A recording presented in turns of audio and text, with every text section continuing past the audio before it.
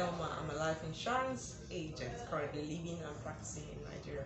How are you doing? I promised you the last time, but this time around I'm going to be up on my game and we'll be giving you videos back to back. So the last time we talked about how to handle objections, remember? And we discussed objections bordering around or sleep on. That's when you have sold a product or a policy to a prospect. Then okay, how about I speak to my spouse? I like to get back to my spouse and all that. With the third objection we spoke about last time was just send me an email, okay, so that I can read further. And I told you that all of that was BS. Most of the time when a customer tells you that I'll get back to you, I'll speak to my spouse, I'd like to sleep on Eve, you never ever hear from them again. Statistics shows that 89% of the time when you get these objections, they won't be calling you back. Okay, so and I gave an information that if you want to grow above these objections, you should be able to be proactive in the sales process instead of waiting for the objection to come to you. You stop it before it gets to you. So I gave a very simple sentence saying that you should at the first 2 or 3 sentences inform the prospect that you would respect a yes, a no. You would respect these responses, but you wouldn't want to hear those objections that we're not talking about, like I want to think about it or sleep on it. Because what they want to think about, is it the premium, is it the integrity of the service or product? Most of the times when there is an offer, we actually know within the first 2 to 3 minutes if it is suitable to our needs. Point taken, so let's get down to the business of today. Today, I'd like to talk about another objection before going on to our trial closing, because I'd like to discuss these 2 topics today.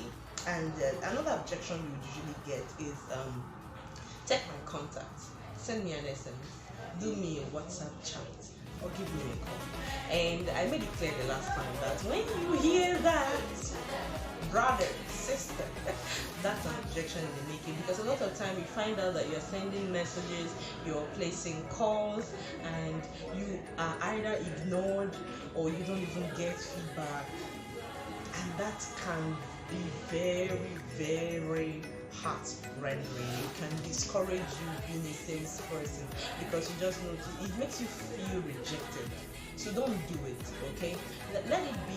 I know that there will be scenarios or times when you need to perhaps give out your contact so that you can talk immediately, because you not all your sales are closed at the first call or the first meeting.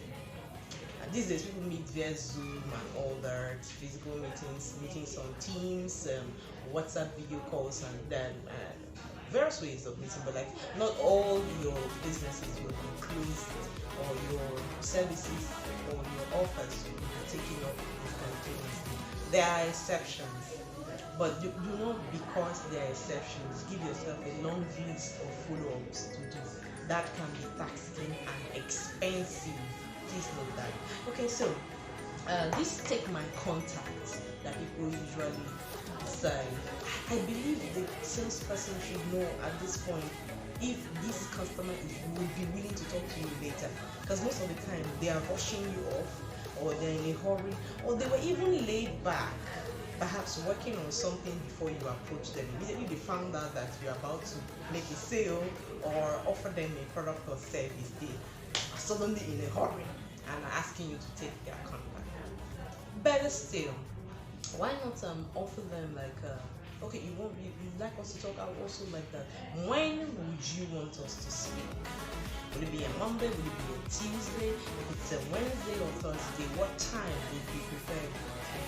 And politely also tell the customer that sir, the only thing I usually get in this business, I've been here for years, is a lot of people asking me to call them, and I don't get to speak with them ever again. If you would not be interested in this, I would also respect your privacy and not call you at all. That is a respectable thing to do. You can think it's rude. I feel it's being straightforward. Okay, find out if this person would actually love to sleep with you. So if you are able to nail that and able to speak with the prospect, after that time, do a trial period. So how do we make a trial period? Oh, you've gone through the features, the benefits of your products, you've entertained his questions and all that. Then you ask him, how would you want to start?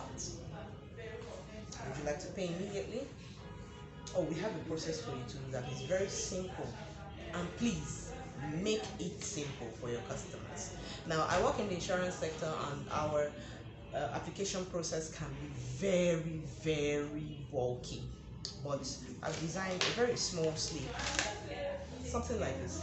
It reduces all the information I need from my customer to transfer into our form, which is this bulky.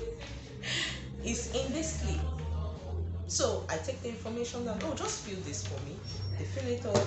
I open up the form. They sign. I staple, and at my convenient time, I transfer the information. Make it simple. Keep it simple for your customers. Point taken. And so make sure that you observe the customer and decide if they would want to speak with you. Moving on, when you introduce yourself, good morning, Mr. T or Mr. X, good afternoon, whatever time of the day it is, to this Mr. And you're saying, you introduce yourself, or say you meet the person in a banquet hall like I am, and walking up to them and introducing a product may look, like you are trying to sell by all means. So you try to assist them with one thing or the other. Perhaps you say, is it okay? What would you like to do? May I assist you with this or that? Whatever process they came from, you help them and walk through. And the person may even at some point tell you, guys, the person may even at some point ask you, what do you even do here? Because of your willingness to assist. And if you don't get that, at the point you can actually state that, I do this, I do that, and I think it will be suitable for you. Do you have kids? Nice dress. Break into people. Be conversational. Do not be desperate to sell. Okay, this would actually help you a long way in the sales process. Try not to waste a lot of your time. A lot of sales people waste valuable time on follow-ups, on callbacks, on emails that lead to nothing. You do not have results. And in the sales process, nobody cares about your hard work.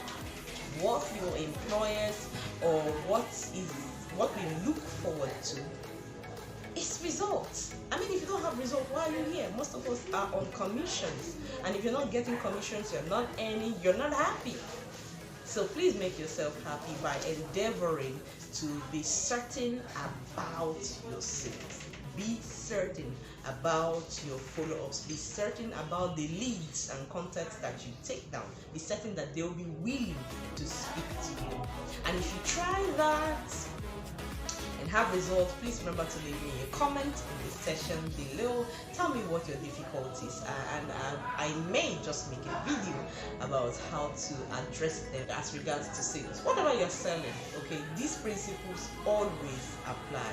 Be direct when you are speaking with customers. Limit your speaking to what you expect to hear. Ask open-ended questions, but make sure that they are not so open that you are speaking from Jamaica to Japan. Okay, so ask relevant questions. Ask questions that will box the client into certain answers. I don't know if that makes sense to you, but anyway, thank you for spending time with me today. Remember, this was handling objection part 2. We talked about what to do so that you do not always get our sleep on it. I'd like to speak to my spouse about it. How about you send me an email? And today we talked about just take my contact. I'm in a hurry, I'm in a rush, and all that. Most of the time they are not rushing anywhere. They just want to get out of your space and out of your sight. Thank you so much for watching. Please apply the principles below. Make sure that you handle the objections before they come, and you'll see that you have better results. Enjoy the rest of your day. Remember to be kind to someone. Kind to someone. Share with someone. Recommend someone if it is in your reach today. Thank you. enjoy the rest of your day. See you in my next video.